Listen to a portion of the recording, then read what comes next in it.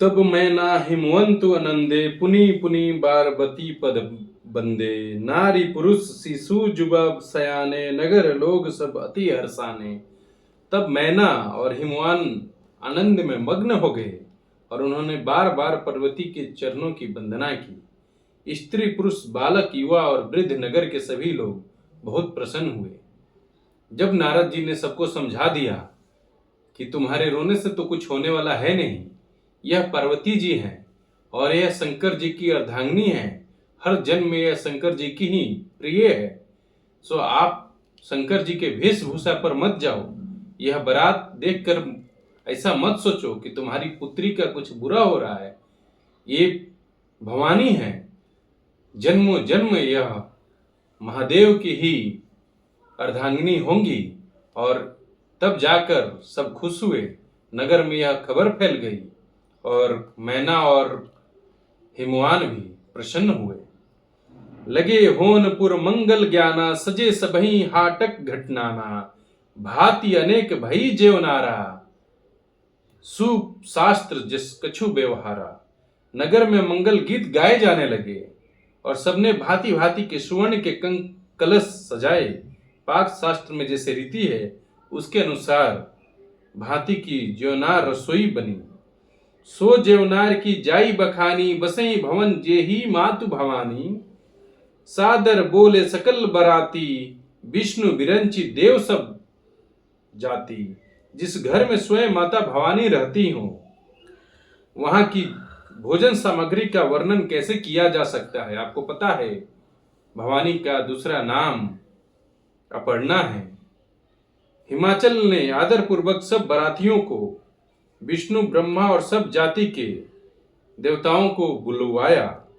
विविध पाति बैठी जेवनारा लागे पुरुषन निपुण सुआरा। नारी वृंद सुर जेवत जानी लगी देन गारी मृदुबानी।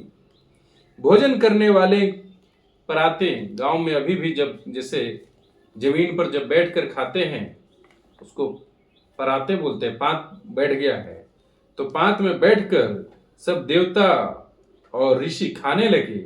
उसी समय स्त्रियां मंडलियां देवताओं को भोजन करते जानकर कोमल वाणी से गालियां देने लगी। यह परंपराएं वेद और पुराणों में भी लिखा है। गारी मधुर स्वर देही सुंदरी विज्ञ वचन सुनावही। भोजनु करही सुर अति विलंब विनोद सुनी सचुपावही। जेवत जो बढ़ियो आनंदो सो मुख कोटे ने करे परे कहयो। अजवाई दिन्हे पान गौने बास जहां जाके रहो। जब सुंदर स्त्रियां मीठे स्वर में गालियां देने लगी, व्यंग भरे वचन सुनाने लगी। देवगर विनोद सुनकर बहुत सुख अनुभव करते हैं, इसलिए भोजन करने में बड़ी देर लगा रहे थे। गाली सुनते सुनते खाना खा रहे थे। भोजन के समय जो आनंद बढ़ा वह करोड़ों मुंह से भी नहीं कहा जा सकता। सबके हाथ मुंह धुलवा कर पान दिए गए। फिर सब लोग जहां ठहरे थे वहां बारात में जनवासे में चले गए। बहुरी मुनिन हिमवंत कहूं लगन सुनाई आई। समय बिलो की विवाह कर पठाए देव बुलाई। फिर मुनियों ने लौटकर हिमवान को लग्न पत्रिका सुनाई और विवाह का समय देखकर देवताओं को बुलावा भेजा। बोली सकल सुर सादर लीने सभई जथोचित आसन दिने। वेदी वेद विधान संवारी सुभंग सुमंगल गावही नारी।